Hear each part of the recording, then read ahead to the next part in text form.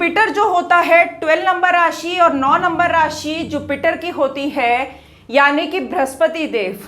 मकर लगन के लिए Jupiter is not a good planet, reason being वो 3rd और 12th हाउस का लॉर्ड है। तो अगर मैंने आपको बताया कि अगर किसी मकर लगन वाली लड़की की शादी नहीं हो रही है, उसको आप पुखराज धारण कर दो बिना पूछे हुए, तो ये वाला घर एक्टिव हो जाएगा, यानी कि 12th हाउस और 3rd हाउस। तो क्या पॉसिबिलिटी बनेगी? और ऊपर से यदि आपका जो जुपिटर है उसकी प्लेसमेंट भी ठीक नहीं है, तो क्या होगा? वो लड़की तो पता नहीं, शादी का तो मुझे पता नहीं, हॉस्पिटल बेचारी ना पहुंच जाए। तो अवॉइड करिए कि वो पुखराज ना धारण करें। तीसरी चीज अब क्या आती है, तो जुपिटर का स्टोन नहीं धारण करना चाहिए। तीसरी चीज, 1 नंबर राशि और 8 नंबर राशि जो होती है मंगल की राशि होती है, यानी कि 1 नंबर मेष राशि और वृश्चिक राशि होती है, स्कॉर्पियो होती है, मंगल की राशि। अब मंगल क्या है? 11th घर का लॉर्ड है, साथ में आपके केंद्र भाव का स्वामी भी है। देखो केंद्र भाव तो बहुत अच्छा हो गया, परंतु 11th लॉर्ड होने की वजह से दूसरी चीज, चर लगन जो होते हैं यानी मूवेबल साइन जो होते हैं, यानी कि 1 4 7 10 1 4 7 10 जो भी आपके असेंडेंट यदि हैं, तो उसमें जो 11th हाउस होता है दिस वन, वो आपका बाधक स्थान कहलाता है।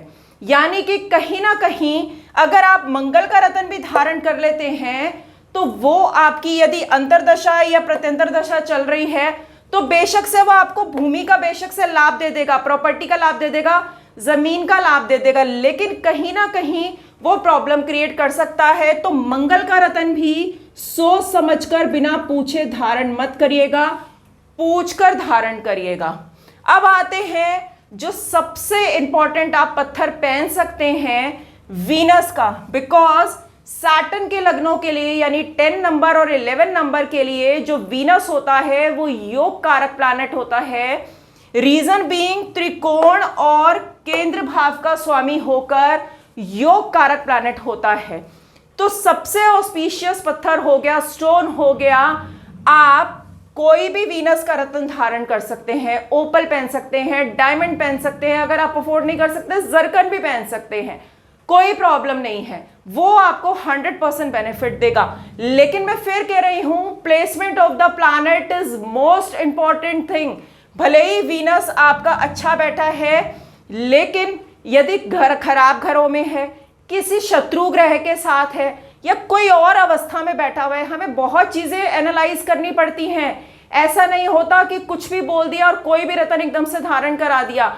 आप लोगों को क्या लगता है कि कोई भी रत्न धारण कर लो, इसलिए मैं आपको ब्रीफ में समझाने की कोशिश कर रही हूं कि क्यों कुछ भी ऐसे धारण नहीं करना चाहिए विदाउट एनी प्रॉपर सजेशन।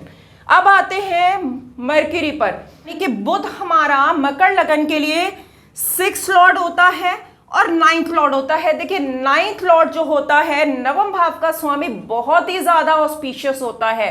लेकिन दोबारा बोलूंगी, placement of the planet is most important thing. यदि आपका 9th हाउस भाग्य स्थान का मालिक यहां पर बैठ गया बुध, यानी कि अष्टम भाव में बैठ गया, तो कभी भी मैं सजेस्ट नहीं करूंगी कि आप पन्ना धारण करें, क्योंकि वो भी आपका 8th हाउस एक्टिव कर देगा। 8वां घर क्या होता है? सडन प्रॉब्लम का घर, बाधाओं का घर। सडन अच्छा है बुरा कुछ भी हो सकता है, वो चार्ट का एनालाइज करके ही पता लगेगा। लेकिन फिर मैं कहूंगी कि बिना सोचे समझे कोई भी स्टोन धारण नहीं करते हैं। अब आ जाते हैं चंद्रमा पर। अब देखिए, moon and Saturn both are enemies. भाई चंद्रमा और शनि का संबंध तो वैसे भी विषयोग बनाता है, तो मोती अगर किसी की मान लो मकर लगन या कुंभ लगन वाले व्यक्ति की ढैया चल रही हो, 7.5 चल रही हो, भगवान ना करे चंद्रमा 6 8 12 में और बिठा दो, तो उस बंदे को यदि मोती पहना दिया कि गुस्सा बड़ा आ रहा है, गुस्सा उसका कम नहीं होगा, वो बंदा डिप्रेशन में चला जाएगा। कुछ लोगों को मैंने देखा है कि कुछ एग्जाम्पल्स मैंने देखे थे कि एक बच्चे की 7.5 चल रही थी, चंद्रमा यहाँ 8th हाउस में बैठा हुआ था मकर लगन के लिए, ऊपर से चंद्रमा और शनि भी इकट्ठे, उसको मोती धारण करा दिया कि उसकी पढ़ाई अच्छी हो जाएगी। मतलब आई वॉज रियली शॉक्ड कि देखिए बिना एनालाइज करे फिर मैं कह रही हूं, क्योंकि ऐसा नहीं है कि किसी ज्योतिषी ने गलत बताया, संभवतः हम लोग बिना पूछे ही कि भाई गुस्सा कम करता है मोती धारण कर लो, आधी से ज्यादा जनता इस लास्ट फिंगर में गुस्सा कम करने के लिए पहनकर बैठी होती है, बिल्कुल भी नहीं धारण करना चाहिए। नेक्स्ट आते हैं सूर्य पर। सूर्य हमारा अष्टम भाव का स्वामी होता है। अब देखिए सूर्य और शनि फिर शत्रु।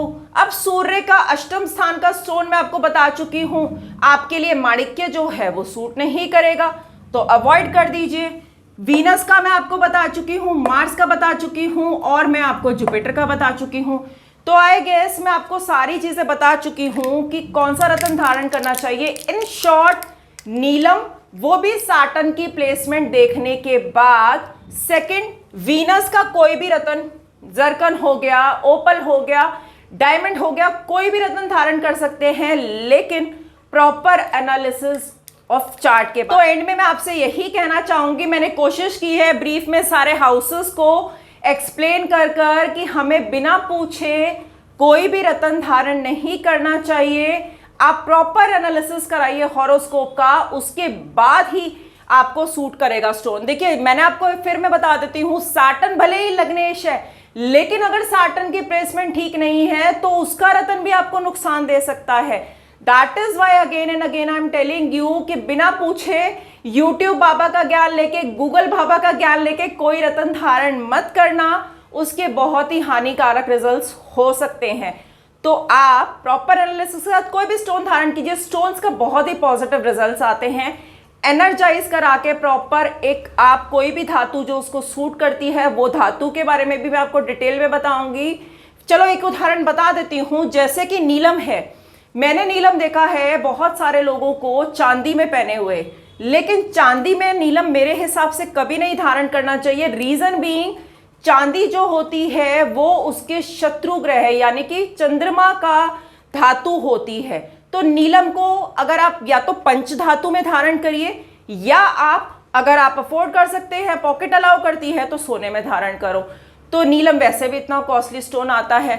तो ये मैंने आई गेस आपको पूरा अच्छे से एक्सप्लेन कर दिया है। फिर भी अगर कोई डाउट है तो प्रॉपर एनालिसिस कराने के लिए आप मुझे कॉन्टैक्ट कर सकते हैं।